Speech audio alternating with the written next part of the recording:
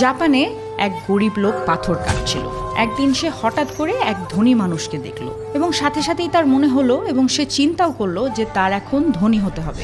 হঠাৎ সে ধনী হয়েও গেল, কিন্তু তারপর সে একটি রাজাকে দেখলো এবং সেই রাজাকে দেখার পর তার মনে হলো ধনীর চাইতে রাজা বেশি শক্তিশালী, তাই আমার এখন রাজা হতে হবে, আমি রাজা হতে চাই। সে রাজা হয়েও গেল। তারপর সে আকাশে সূর্যকে দেখলো।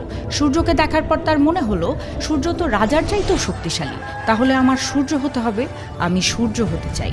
সে সূর্য হয়েও গেল, কিন্তু সূর্য হবার পর তার কাছে মনে হলো মেঘ তার আলো বন্ধ করে দিচ্ছে, তার মানে মেঘ সূর্যের চাইতেও শক্তিশালী, এখন তার মেঘ হতে হবে। সে বলল আমি মেঘ হতে চাই এবং সে মেঘ হয়েও গেল।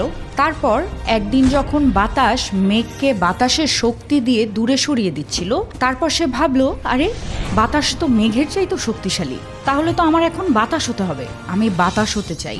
রীতিমতো সে বাতাসও হয়ে গেল। তারপর সে দেখলো একদিন বাতাস পাহাড়ে ধাক্কা খেলো। তারপর সে ভাবলো আরে পাহাড় তো বাতাসের চাইতেও শক্তিশালী, তাহলে তো আমার এখন পাহাড় হতে হবে, আমি পাহাড় হতে চাই।